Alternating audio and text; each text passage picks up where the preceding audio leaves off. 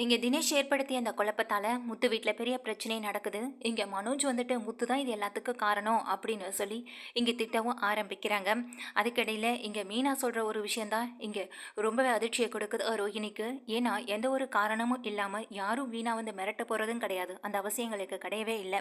அப்படி இருக்கப்போ யாரோ ஒருத்தவங்க தப்பு பண்ணதுனால தான் இந்த லெட்ரு உங்களுக்கு வருது. அவங்கள மிரட்டணுங்கிறதுக்காக தானே இந்த மாதிரியான லெட்டரை கொண்டு வந்து கொடுப்பாங்க. அதை பத்தி யாருமே யோசிக்க மாட்டீங்கன்னு சொல்ல கரெக்ட். இப்போ மீனா சொல்றது தான் கரெக்ட் அப்படின்னு எங்க ஸ்ருதியும் சொல்ல ஒட்டுமொத்த சந்தேகமும் எங்க 2 ஃப்ராடு மேலேயும் தான் எங்க முத்துவுக்கும் திரும்புது. 2 ஃப்ராடையும் முத்து பார்த்துக்கிட்டே இருக்காங்க. அதெல்லாம் ஒன்றும் கிடையாது. இது எல்லாத்துக்கும் காரணம் நீ தாண்டா. அப்படியே கொட்டையை குழப்பி விடலான்னு நினைக்கிறியான்னு சொல்லும்போது மூளை இருக்கிறவன் கொஞ்ச நாள் யோசிப்பான். உனக்கு தான் அதுவும் இல்லையே, அப்புறம் எப்படி நீ யோசிப்பேன்னு சொல்லி எங்க மனோஜை பார்த்துட்டு முத்துவும் திட்டுறாங்க. முத்து இப்படி திட்டினதுமே எங்க ரோஹிணிக்கு கோவம் வருது. இருந்தாலும் அந்த கோவத்தை காட்ட முடியாமவே நின்றுட்டு இருக்காங்க. இந்த விஷயத்த நானே கண்டுபிடிக்கிறேன். ஆமா, எந்த கோவில்ல போனேன், எந்த கோவில்ல அந்த சாமியாரை பார்த்தேன்னு சொல்லி எங்க விவரங்களை கேட்டுட்டு எங்க முத்துவும் கிளம்பி போறாங்க. முத்து போயிட்டு அடுத்த நாள் என்ன சொல்றாங்கன்னா, இங்க அந்த ஆளு யாருன்னு நான் கண்டுபிடிச்சிட்டேன் அப்படின்னு வந்து சொல்றாங்க. இதை கேட்ட எங்க ரோஹிணிக்கு பயங்கரமான ஒரு கோவம். கோவத்தை விட வந்துட்டு அவங்களுக்கு அதிகமான பயம்தான் அவங்க முகத்துல அதிகமா தெரியுது. முத்து கண்டுபிடிச்சிட்டானா அப்படின்ற ஒரு கோவம் தான் அவருக்குள்ள இருந்துகிட்டே இருக்கு. ஆமா, அது வேற யாரும் இல்லப்பா. நான் அந்த கோவிலுக்கு போயிட்டு பூசாரி மூலமா அந்த சிசிடிவி ஃபுட்டேஜை நான் வாங்கி பார்க்கும்போது தானே தெரிஞ்சுது அந்த ஆள் யாருன்னு எனக்கு நல்லாவே தெரியும். ஆனா அவனுக்கு எனக்கும் தானே பிரச்சனை இருக்கு. அப்படி இருக்கப்போ அவன் என்னை மிரட்டுறதுக்காக வேணும்னா அவன் இந்த மாதிரி லெட்டர் அனுப்பலாம். ஆனா அவன் உனக்கு லெட்டர் அனுப்புறதா எனக்கு பெரிய ஆச்சரியமாவும் அதிசயமாவும் இருக்குடா மனோஜ். ஏன்னா அவன் ரொம்ப கேடு கிட்ட பையன். அவன் எதுக்காக உனக்கு லெட்டர் அனுப்பணும்? இந்த சந்தேகம் எனக்குள்ள வந்துட்டே இருக்குடா அப்படின்னு சொல்றாங்க. யாருடா அது அப்படின்னு இங்க வந்து மனோஜ் கேட்க, அப்ப நான் தான் சொல்லியிருக்கேன்ல, இங்க மனோஜ் கல்யாணத்தப்போ என்னுடைய கார்ல ஒருத்தன் ரொம்ப தாறுமாறா பேசிட்டு வந்தான். அவனை பிடிச்சு அடிச்சதுல அவனுக்கு ஆக்சிடென்ட் ஆயிடுச்சு. அது மட்டும் இல்லாம சமீபத்துல போலீஸ்ல கூட பிடிச்சு கொடுத்தேன்னு சொன்னல, ஒரு பாட்டியை ஆக்சிடென்ட் பண்ணிட்டு ஓடிட்டான்னு சொல்லி. அவன் தாப்பா அது. அவன் பேரு கூட ஏதோ சொன்னாப்பா, ஆனா சரியா ஞாபகம் இல்லை. அவன் தாப்பா அது. நான் நல்லா பார்த்தேன், அது அவனே தான். அவன் எனக்காக மனோஜுக்கு லெட்டர் கொடுக்கணும்? எனக்கு அதான் இப்போ வரைக்கும் புரியலைன்னு சொல்லும்போது, பாத்தியம்மா, இப்போ கூட இவனால தான் எனக்கு பிரச்சனை வந்துட்டு இருக்கு. இவனுக்கும் அவனுக்கும் பிரச்சனைனா அது அவன் வந்துட்டு இங்க முத்துவை தானே மிரட்டணும், முத்துவை தானே பழி வாங்கணும். அதை விட்டுட்டு என்ன எதுக்காகமா பழி வாங்குறதுக்காக என்னை மண்டையை குழப்பணுங்கிறதுக்காக இப்படிப்பட்ட லெட்டரை எனக்கு அவன் அனுப்புறான் தெரியவே இல்லைன்னு சொல்லும்போது, அதே தாண்டா லூசு பையலே நானும் சொல்றேன். அவன் எதுக்காக உனக்கு அனுப்புறான்? உன்னைய அவனுக்கு ஏற்கனவே தெரியுமா? இல்லை உன்னால அவனுக்கு ஏதாவது பிரச்சனை ஏற்பட்டிருக்கா? எனக்கு என்ன எதுன்னு தெரிஞ்சுக்க முடியல. ஆனா இதெல்லாம் நீ யோசிச்சு பார்த்தா தான் கண்டுபிடிக்க முடியும் அப்படின்னு எங்க முத்துவும் சொல்றாங்க. அப்படியெல்லாம் எங்களுக்கு யாரையும் தெரியவும் தெரியாது. நாங்கள் யார்கிட்டையும் இந்த பிரச்சனையை வச்சுக்கவே இல்லை அப்படின்னு சொல்லி இங்கே வந்துட்டு ரோஹிணியை சொல்ல, அப்போது இவர் மட்டும் தேடி போய் எல்லாரும் பிரச்சனை பண்ணிட்டு இருக்காரா அப்படின்னு எங்கள் மீனாவும் கேட்க, இப்போ எதுக்கு நீங்கள் இதுக்காக சண்டை போட்டுட்ருக்கீங்க? திரும்பவும் லெட்டர் வந்தால் பார்த்துக்கலாம் விடுங்க அப்படின்னு அண்ணாமலையும் சொல்லிடுறாங்க. முத்து இவ்வளோ தூரம் நெருங்கிட்டான். நிச்சயமாக அந்த ஆளை பார்த்தானா பிடிச்சு அடித்து விசாரிச்சிருவான். இந்த தினேஷ் கிட்ட சொல்லி கொஞ்சம் நம்ம உஷாராக இருந்துக்க சொல்லணும் அப்படின்னு நினைக்கிறேன். இங்கே ரோஹிணி என்ன பண்ணுறாங்கன்னா, இங்கே வீட்டிலேருந்து கிளம்புற ரோஹிணி பார்லருக்கு போனதுமே இங்கேருந்து அந்த தினேஷ்க்கு ஃபோன் பண்ணுறாங்க. தினேஷ், உன்னுடைய ஃபோன் எப்போ வரணும்னு நானும் காத்துக்கிட்டு தான் இருந்தேன். நீயே பண்ணிட்ட அப்படின்னு சொல்லும்போது, என்ன நான் போட்ட ஒரு சின்ன ஃபார்ம் உங்கள் வீட்டில் வெடிக்க ஆரம்பிச்சிடுச்சா? அந்த முத்துவை பற்றி எனக்கு ஏற்கனவே தெரியும். அந்த முத்துவால் தான் இப்போ நான் போலீஸ் ஸ்டேஷன் வரைக்கும் இருந்துட்டு வந்திருக்கேன்னு சொல்லும்போது, இது ரோஹிணிக்கு ரொம்ப அதிர்ச்சி ஏற்படுது. அந்த செட்டி தானே போலீஸில் பிடிச்சி கொடுத்ததா என்கிட்ட சொன்னான். ஆனால் இப்போ முத்துன்னு சொல்கிறான் அப்படின்னு சொல்லி இங்கே கேட்குறாங்க. என்ன நீ முத்து பிடிச்சு கொடுத்ததா சொல்கிற அப்படின்னு கேட்குறப்போ, ஆமாம், அந்த முத்துவால் தான் நான் ஜெயிலுக்கு போனேன். நான் யாரோ ஒருத்தவங்க என்னை அடிக்கும்போது அந்த இடத்துலேருந்து எஸ்கேப் ஆகி ஓடும்போது தான் பாட்டி மேலே இடிச்சு தள்ளி விட்டு வந்துட்டேன். அதுக்காக என்னை தேடி பிடிச்சி கண்டுபிடிச்சி போலீஸில் ஒப்படைச்சிட்டு தான் அடுத்த வேலையை பார்த்தான். அது கடைசியில் பார்த்தா உன் புருஷனோட தம்பின்றது நேற்று அவன் ஃபோட்டோ பார்த்ததுக்கு பிறகு தான் தெரிஞ்சுது. அதனால தான் நானும் அவன் மேலே பழிய தூக்கி போட்டேன்னு சொல்லும்போது, எதுக்காக இப்படி தேவையில்லாத வேலையை பார்த்துட்டு இருக்க நீ? உன்னால என் குடும்பத்தில் எவ்வளோ பெரிய பிரச்சனை போயிட்டுருக்கு தெரியுமா அப்படின்னு சொல்ல, கல்யாணி, நீ எனக்கு கொடுக்க வேண்டிய 30 லட்சம் பணத்தை கொடுத்துட்டேன்னா நான் எதுக்கு உன்னை தொந்தரவு பண்ண போகிறேன்? நான் எதுக்காக உங்கள் வீட்டில் பிரச்சனையை கொண்டு வர போகிறேன்? இது நடக்காமல் இருக்கணும்னா இது எல்லாம் உன் கையில் தானே இருக்குது. நீயே அதை பற்றி யோசிக்க மாட்டேற அப்படின்னு கேட்குறாங்க. இதை கேட்டேன் ரோஹிணியும் திரு திருன்னு முழிச்சிட்டு எங்கள் ஃபோனை காதில் வச்சபடியே நின்றுட்டுருக்கேன். அதுக்கு அங்கே நம்ம தினேஷ் சொல்கிறாங்க, உன்னால் எப்போ 30 லட்சம் ரூபாய் பணத்தை என்கிட்ட கொடுக்க முடியும்? இல்லைனா இது தொடர்ந்து நடந்துக்கிட்டே தான் இருக்கும். இன்றைக்கி சாமியார் விஷயத்தில் வந்தேன், நாளைக்கு எப்படி வருவேன்னு தெரியாது, ஆனால் கடைசியில் உன் ஷோரூம்க்கே வந்தாலும் வந்துடுவேன்னு சொல்லும்போது உடனே இங்கே ரோஹிணி சொல்கிறாங்க, ஓரளவுக்கு முத்து அது நீதான்ற அளவுக்கு கண்டுபிடிச்சிட்டான். அவன் நெருங்கி உன்னை வரத்துக்குள்ளே ஒழுங்காக எஸ்கேப் ஆகி போயிடு, அப்படி இல்லைனா நடக்கிறதே வேறன்னு சொல்லும்போது, ஓ ஓ! அந்த அளவுக்கு அவன் பெரிய சிஐடி ஆஃபீசர் மாரி வேலை பார்க்குறானா? பரவாயில்லையே! என்னையவே இவ்வளோ குயிக்கா கண்டுபிடிச்சுட்டான். ஆனா அதே வீட்ல நீ ஃப்ராடு தான பண்ணிட்டு இருக்கியே! உன்னைய அவனால கண்டுபிடிக்க முடியலையா? அப்படின்னு சொல்லி கேட்குறாங்க. இதெல்லாம் உனக்கு தேவையில்லாத விஷயம் அப்படின்னு சொல்லும்போது, பரவால்ல அந்த முத்து என்ன தேடி வந்தாலும் எனக்கு பிரச்சனை இல்ல. அவன்கிட்ட நேரா உண்மைய சொல்லிட வேண்டியதான். அவனே ரொம்ப கோவக்காரவன். அப்புறம் அந்த குடும்பத்தில என்னெல்லாம் பிரச்சனை நடக்குன்றத நம்ம யோசிச்சு பார்த்தாலே நல்லா நெஞ்சுக்கு குளு குளுன்னு இருக்கு. அப்புறம் என்ன? அப்படின்னு சொல்லும்போது, இங்க பாரு தேவையில்லாம என் வாழ்க்கையில குழப்பத்தை ஏற்படுத்தாத. நீ கேட்ட 30 லட்ச ரூபா பணத்தை என்னால எப்படி உடனே ரெடி பண்ண முடியும்? அதுக்கு எனக்கு டைம் கொடுக்க மாட்டியா அப்படின்னு சொல்லும்போது, டைமா? எத்தனை நாள் டைம் வேணும் உனக்கு அப்படின்னு சொல்லி கேட்குறாங்க. 30 லட்ச ரூபா பணம் என்ன? நீ கேட்ட உடனேயே அப்படியே எனக்கு கையில் இருந்ததை எடுத்து கொடுத்துருவாங்களா? அப்படி என் கையில் அவ்வளோ பணமும் இல்லைன்னு சொல்லும்போது, என்ன ரோகிணி உனக்கு இவ்வளோ பெரிய ஷோரூம் இருக்கு, சொந்தமாக பார்லர் வச்சிருக்க, இதை தவிர்த்து வேற என்ன வேணும்? அந்த பார்லரை வேணான்னு கொடுத்தா கூட ஓரளவுக்கு தேருமே அப்படின்னு சொல்றாங்க. அதெல்லாம் உனக்கு தேவையில்லாத விஷயம்னு சொல்லிட்டேன். உனக்கு பணம் தானே வேணும். அதுக்கான டைமை நான் எடுத்துக்கிட்டு எப்படியாவது பணத்தை ரெடி பண்ணி கொடுத்துட்றேன். தயவு செஞ்சு அது வரைக்கும் என்னை தொந்தரவு பண்ணாத அப்படின்னு சொல்லிடுறாங்க. சரி ரோகிணி, உன்னை பார்க்கும்போது கொஞ்சம் பாவமாக தான் இருக்குது. அதனால் வேணும்னா கொஞ்சம் நான் ட்ரை பண்ணுறேன் அப்படின்னு சொல்லிட்டு இங்கே ஃபோனை வச்சிடறாங்க. என்னடி என்னதாண்டி சொல்கிறான், என்னதான் பிரச்சனை அவனுக்கு அப்படின்னு சொல்லி இங்கே கேட்குறாங்க. அதுக்கு இங்கே ரோஹிணியும் ஓரளவு சமாளிச்சிருக்கேன். இன்னும் எத்தனை நாளையில் நான் முத்துவோட ஃபோனை எடுத்து அந்த வீடியோவை நான் சிட்டிகிட்ட கொடுத்து சிட்டி அதுக்கப்புறம் இங்கே என்னை இவனை பிடிச்சு அடித்து விசாரிக்க போகிறான். என்னன்னு எனக்கு ஒன்றுமே புரியலடி. ஆனால் இது எல்லாத்துக்கும் ஒரு முற்றுப்புள்ளி கிடைக்கணும்னா கண்டிப்பாக அங்கே முத்துவோட ஃபோனில் இருக்க வீடியோவை எடுத்து தான் ஆகணும். அது மட்டும்தான் இது எல்லாத்துக்கும் கிடைக்கிற எனக்கு ஒரே வழி அப்படின்னு சொல்கிறாங்க. இப்போ நீ 4 பக்கமும் சிக்கலில் மாட்டி தவிச்சிட்ருக்க. எங்கேயுமே உனக்கு வழி கிடைக்கிற மாதிரி தெரியல. இருக்கிற இந்த ஒரு வழியிலையும் நீ கரெக்டாக போகணும்னா அதில் நீ மாட்டிக்காமல் போகணும். அது மட்டும்தான் இருக்குது இப்போ அப்படின்னு வித்யாவும் சொல்கிறாங்க. இங்கே ரோஹிணியும் அதே யோசனையில் தான் இருக்காங்க. வீட்டுக்கு ரோஹிணி அதே யோசனையோட தான் வராங்க. வந்தவங்க அதே கவலையோட எங்கள் ஹாலில் உட்கார, என்னம்மா ரோஹிணி, என்னம்மா நீ இவ்வளோ சீக்கிரம் வந்துட்ட, மனோஜ் இன்னும் வரல அப்படின்னு சொல்லி கேட்க, மனோஜ் இனிமேல் கொஞ்சம் லேட்டாக தான் ஆண்டி வருவார், அங்கே கொஞ்சம் ஒர்க் இருக்குது அதனால தான் அப்படின்னு சொல்லிட்டு உட்காந்துருக்காங்க. அப்போ ரோஹிணி யோசிக்கிறாங்க, தினமும் ஒவ்வொரு நாளும் நெருப்பில் நிற்கிற மாதிரியே இருக்குது. இதுக்கெல்லாம் எப்போ வழி கிடைக்குமோன்னு தெரியல. இந்த முத்து பூனை எடுக்கணும், வீடியோவை அனுப்பணும், அதுக்கு பிறகு இந்த முத்து மீனா வீட்டை விட்டு வெளியில் போனால் நமக்கு கொஞ்சம் நிம்மதியாக இருக்கும். ஏற்கனவே முத்து அந்த தினேஷ் ஓரளவுக்கு நெருங்கிட்டான். இன்னும் கொஞ்சம் நாள் போணுச்சுன்னா மொத்த விவரங்களையும் கண்டுபிடிச்சிருவான். தினேஷை பிடிச்சு அடித்தாலே போதும், அவன் எல்லாத்தையும் உளறி கொட்டிடுவானே அப்படின்ற ஒரு பயம் வேற இங்கே நம்ம ரோஹிணியோட எண்ணத்துக்குள்ளே ஓடுது. அப்போ அங்கே உட்காந்துருக்க எங்கள் விஜயா, என்னம்மா அந்த லெட்ரு விஷயத்தை பற்றி யோசிச்சுட்டு இருக்கியா? எனக்கு நல்லா தெரியும் எல்லாம் அந்த முத்துவோட வேலையாக தான் இருக்கும். என்னென்னமோ சொல்லி சமாளிக்கலான்னு மட்டும் நினைக்கிறாங்க புருஷனும் பொண்டாட்டியும் சேர்ந்துக்கிட்டு. ஆனால் அதெல்லாம் நான் நம்புறதுக்கு தயாராகவே இல்லாமன்னு சொல்லும்போது இங்கே ரோஹிணி பார்த்துட்டே இருக்காங்க ஆண்டியை.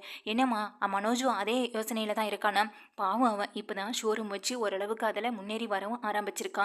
இந்த நேரத்தில் இந்த முத்து அவன் முன்னேற்றத்தை தடுக்கணுங்கிறதுக்காக தான் இப்படிப்பட்ட வேலையெல்லாம் பார்த்துட்டு இருக்கான்றது எனக்கு நல்லாவே புரியுதுன்னு எங்கள் விஜயாவும் சொல்கிறாங்க.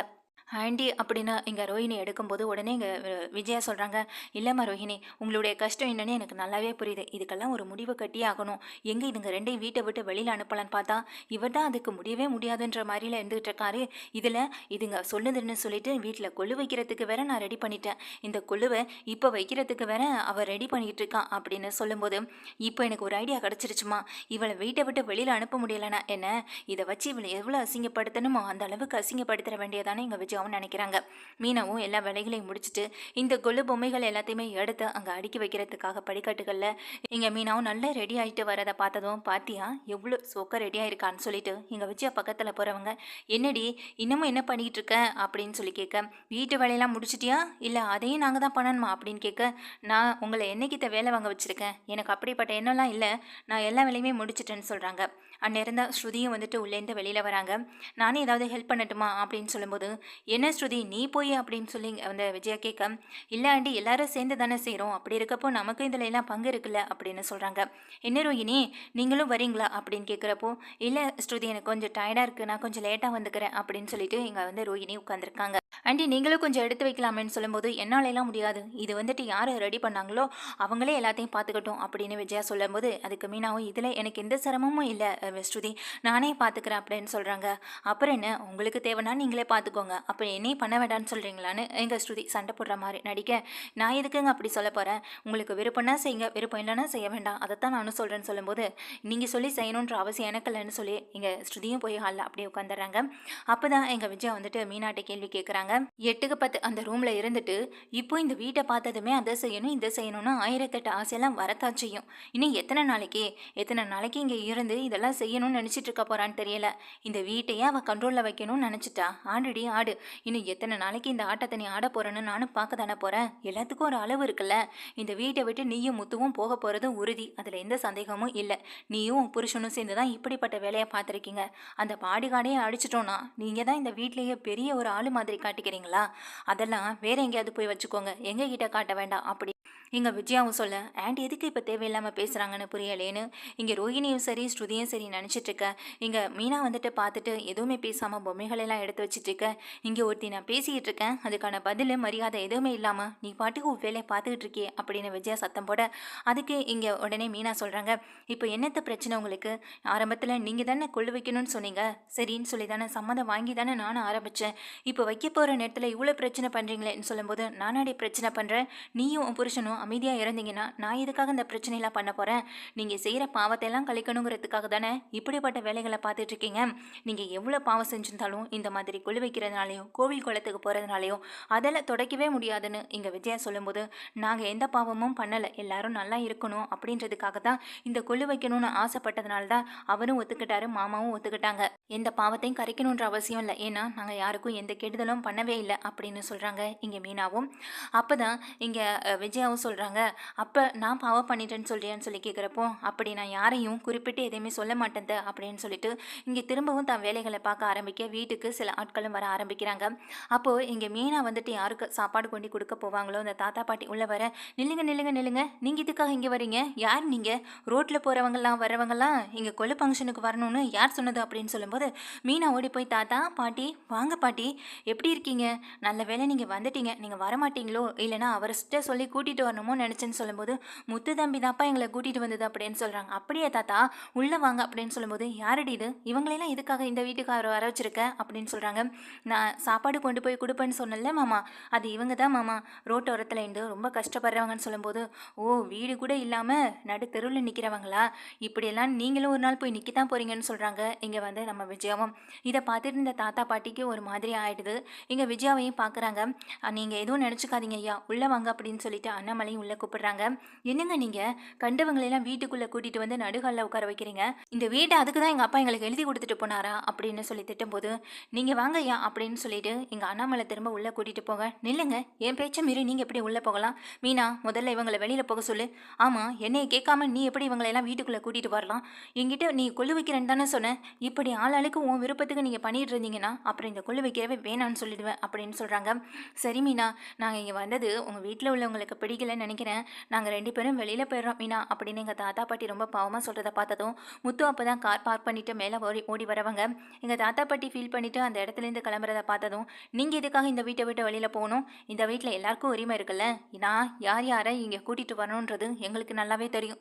எங்கள் தாத்தா பாட்டி வரணும்னு நினச்சோம், அது மட்டும் இல்லாமல் இது எங்களுக்கு சொந்தக்காரவங்க மாதிரி அப்படின்னு சொல்கிறாங்க.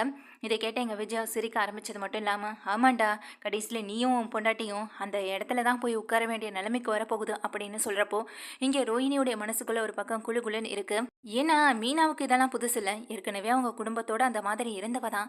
ஆனால் என்ன, உனக்கு தான் கொஞ்சம் சொகுசாகவே இருந்துட்டுல, அந்த இடத்துல போய் இருக்கிறதுக்கு கொஞ்சம் கஷ்டமாக தான் இருக்கும், என்ன பண்ணுறது, நீ போய் விழுந்த அப்போ இடம் அப்படி அப்படின்னு சொல்லிட்டு எங்கள் முத்துவையும் பார்க்க, இங்கே முத்து வந்துட்டு ரொம்ப பாவமாக மீனாவையும் அதே நேரம் தாத்தா பாட்டியும் பார்க்குறாங்க. அண்ணாமலை இங்கே விஜயாவை திட்டுறாங்க. இதுக்கிடையில் இதெல்லாம் கேட்டுக்கிட்டு இருந்த ஸ்ருதி வந்துட்டு வேகமாக ஓடி வந்து, எதுக்காண்டி இப்படி வீட்டுக்கு வந்தவங்க முன்னாடி இப்படி பேசிக்கிட்டு இருக்கீங்க? ஒரு பெரிய மனுஷியாட்ட நீங்கள் நடந்துக்கவே மாட்டீங்களே? சின்ன பசங்க கூட ஓரளவுக்கு புரிஞ்சு, இந்த காலத்து பசங்க கூட ஓரளவுக்கு புரிஞ்சு எல்லாத்தையும் ஏற்றுக்கிட்டு நடந்துக்கிறாங்க. ஆனால் நீங்கள் இன்னும் இந்த அந்த காலம்னு சொல்ல முடியாது, ரொம்ப மோசமான ஒரு காலத்தில் தான் இருந்துகிட்டு இருக்கீங்க. வீட்டுக்கு எப்படிப்பட்டவங்க வரணும், யார் வரக்கூடாதுன்னு அதை தீர்மானிக்கிற உரிமை உங்களுக்கு மட்டும் இல்லை, இந்த வீட்டுக்கு வாழ வந்த எங்களுக்கும் அந்த உரிமை இருக்குல்ல. இது என்றைக்குமே வார்த்தைக்கு வார்த்தை உங்கள் வீடுன்னு சொல்கிறதுனால உங்கள் வீடு மட்டுமே ஆகிடாது ஆண்டி. அப்படி உங்கள் வீடாக இருந்தால் நீங்கள் மட்டும் இருந்துக்கோங்க, பின்ன எதுக்காக நாங்கள் எல்லாரும் இந்த வீட்டில் இருக்கணும் இருக்கணும். நானும் ரவியும் எங்கேயாவது போகிறோம், அதே போல் இங்கே முத்துவும் மீனாவும் எங்கேயாவது போகட்டும். இங்கே அதே போல் மனோஜும் சரி ரோஹிணியும் சரி அவங்களும் அவங்க அப்பா வீடு அதான் மலேசியாவில் இருக்குல்ல அந்த இடத்துக்கு போகட்டும். இப்படி ஆளாளுக்கு எல்லாரும் அவங்க வீட்டை விட்டு போயிட்டாங்கன்னா அதுக்கப்புறம் நீங்கள் வீட்டை மட்டுமே கட்டிக்கிட்டு அழுங்க ஆண்டி அப்படின்னு சொல்கிறாங்க. என்னம்மா ஸ்ருதி வந்தவங்க முன்னாடி இப்படி பேசுறியே அப்படின்னு சொல்லிட்டு எங்கள் ஸ்ருதியை பார்த்து கேள்வி கேட்குறாங்க விஜயாவும். நீங்கள் வந்தவங்க முன்னாடி இப்படி நடந்துக்காம இருந்தா நான் எதுக்காக ஆண்டி கேள்வி கேட்க போகிறேன்? ஒரு அளவுக்கு தானே எல்லாத்தையும் பொறுத்துக்க முடியும். உடனே இந்த வீட்டில் இருக்க மீனாவை ரொம்ப அசிங்கமாக பேசுகிறீங்க. சரி, அது விட்டுட்டா அவங்க தான் ஓரளவு பொறுத்து போயிட்டு இருக்காங்கன்னா வீட்டுக்கு வந்தவங்க கிட்டே இப்படி நடந்துக்கிறீங்க. உங்களுக்கு என்றைக்குமே வசதியானவங்க தான் முக்கியமா? வசதியானவங்க என்றைக்குமே உங்களுக்கு மரியாதை கொடுக்க மாட்டாங்க, அதை முதல்ல புரிஞ்சுக்கோங்க. ஏன்னா நீங்கள் அவங்கள விட கொஞ்சம் கீழே இருக்கிறதுனால அந்த மரியாதை உங்களுக்கு எப்போதுமே கிடைக்க போகிறதே இல்லை அப்படின்னு சொல்லும்போது எங்கள் விஜயா வாயடிச்சு போய் நின்று திரு திருன்னு முழிச்சிட்டு இருக்காங்க. மீனாவுக்கும் எனக்கும் 1000 பிரச்சனைகள் இருக்கலாம், ஆனால் அதுக்காக வீட்டுக்கு வரவங்க முன்னாடி எல்லாரையும் அசிங்கப்படுத்தணுன்றதெல்லாம் பார்த்துட்டு இருக்க முடியாது. ஏன்னா எல்லாரும் நம்ம குடும்பத்து ஆளுங்க, ஒருத்தவங்க விட்டு கொடுக்காம இருக்கணும் மற்றவங்க முன்னாடி. ஆனால் நீங்கள் நடந்துக்கிறது இங்கே மீனாவை சரி முத்துவையும் சரி எல்லாம் முன்னாடி இன்சல்ட் பண்ணுறீங்க, அசிங்கப்படுத்துறீங்க. ஆனால் நம்ம குடும்பத்து ஆளுங்களாவே அவங்கள நீங்கள் ஒருபோதும் மதிக்கிறதும் கிடையாது. இப்படி இருந்தால் எப்படி ஆண்டி? இதே வீட்டில் பச்சை குழந்தைங்களாம் இருந்தாங்கன்னா உங்களை பார்த்து தான் அவங்களும் கெட்டு போவாங்க. ஒருவேளை எனக்கும் ரவிக்கும் கூட குழந்தை பிறந்துச்சுன்னா கண்டிப்பாக உங்ககிட்ட நாங்கள் கொடுக்க கூட மாட்டோம் ஆண்டி அப்படின்னு சொல்ல, இதை கேட்ட எங்கள் அண்ணாமலை, பாத்தியில விஜயா நீ பசங்களோட மனசில் எந்த அளவுக்கு போய் ஆழமாக பதிஞ்சிருக்குன்றதை பாரு, எந்த மாதிரி எண்ணத்தில் இருக்குன்றதை நீயும் பார்த்துக்கோ.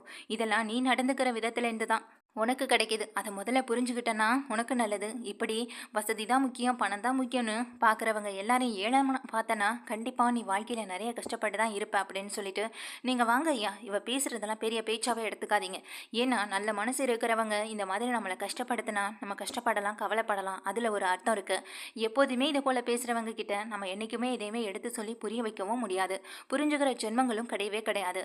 அதனால் இவங்களை பற்றி யோசிக்கிறத விட்டுட்டு நீங்கள் உங்கள் பேத்தியையும் பேரனையும் நல்லபடியாக வாழ்த்து சொல்லிட்டு நீங்கள் கிளம்பலாயா அப்படின்னு சொல்கிறாங்க.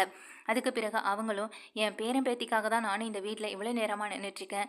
நானும் வந்துட்டு ரொம்ப ஏழ்மையான குடும்பம்னு இவங்க சொல்லி பேசிக்கிட்டு இருந்தாங்களே, அந்த அளவுக்கு தாழ்ந்து போனது கிடையாது. நாங்கள் இருந்த வீடு இதை விட ரொம்ப பெரிய வீடு.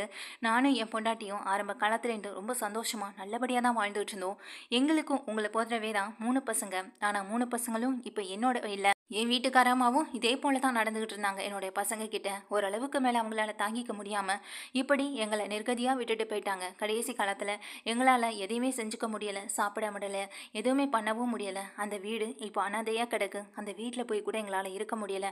ஏன்னா வீட்டுக்குள்ளே போனாலே பசங்க பேர பசங்கன்னு இப்படி 1000 நினைவுகள் எங்களுடைய மனசுக்குள்ளே சுற்றி சுற்றி வரும்பொழுது எப்படி அந்த வீட்டில் எங்களால் நிம்மதியாக இருக்க முடியும்? அதனால தான் அந்த வீட்டை போட்டுட்டு தெருமுனையில் வந்துட்டு நாங்களும் ஒரு குடிசையில் தங்கிக்கிட்டு இருக்கோம் அப்படின்னு சொல்ல, இதை கேட்ட விஜயா அப்படியே ஷாக் ஆகி பார்க்குறாங்க. பார்த்தில்ல விஜயா, இதுதான் உன்னோட நிலைமையும் இதே போல் வரக்கூடாதுன்னா அதுக்கு நீ பெத்த பசங்க கிட்டையும் பிறக்க போகிற பேர பசங்களாக இருந்தாலும் யாராக இருந்தாலும் சரி பாகுபாடு காட்டாமல் நல்ல விதமாக பழக கற்றுக்கோ. இல்லைனா அப்படின்னு சொல்லிட்டு அவங்கள பார்க்க, ஆமாங்க ஐயா அப்படின்னு சொல்லி அந்த தாத்தா பாட்டியும் மீனாவையும் அங்கே முத்துவையும் பார்க்குறாங்க. மீனா முத்துவை பார்த்த பிறகு தான் எங்கள் வாழ்க்கையில் ஒரு சந்தோஷமே கிடச்சிது. அந்த சந்தோஷத்துக்காக தான் நாங்கள் இப்போது அவங்கள பார்க்க வந்தோம். சொல்லப்போனால் உங்களை விட நாங்கள் நிறையவே வசதி படித்தவங்க தான். என்றைக்குமே வசதி வாய்ப்பு நம்ம கூட கடைசி வரைக்கும் வர பிறக்கிறது கிடையாது. சொந்த பந்தம் நம்ம கூட பிறந்தவங்க இப்படிப்பட்ட பல சொந்தங்கள் மட்டும்தான். ஏன் நம்ம பெத்த பசங்க பெத்த பொண்ணுங்க இவங்க தான் நம்ம கடைசி வரைக்கும் கூட வருவாங்க. அவங்களுக்குன்னு கொஞ்சம் நேரத்தை நம்ம ஒதுக்கணும், அவங்க கூட பேசணும், பழகணும், அன்பை காட்டணும். இதெல்லாம் நம்ம வாழ்க்கையில் இருந்தால் மட்டும்தான் நம்மளால் சந்தோஷத்தையும் அனுபவிக்க முடியும்.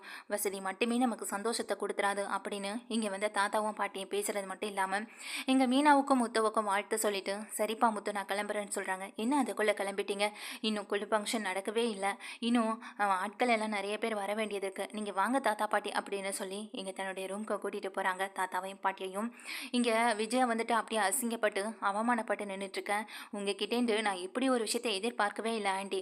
இந்த வீட்டில் மீனாவை தான் இவ்வளோ அசிங்கமாக பேசுவீங்க திட்டுவீங்கன்னு எனக்கு நல்லா தெரியும். ஆனால் வயசானவங்கன்னு கூட பார்க்காம அவங்கள இவ்வளோ இழிவுபடுத்தி பேசுகிறீங்க அப்படின்னு சொல்லிட்டு இங்கே விஜயாவை பார்த்தா அப்படியே கேள்விகளால் அசிங்கப்படுத்திட்டு எங்கள் ஸ்ருதியும் உள்ளே போக இங்கே ரோஹிணிக்கு பேச்சு மூச்சே வரல.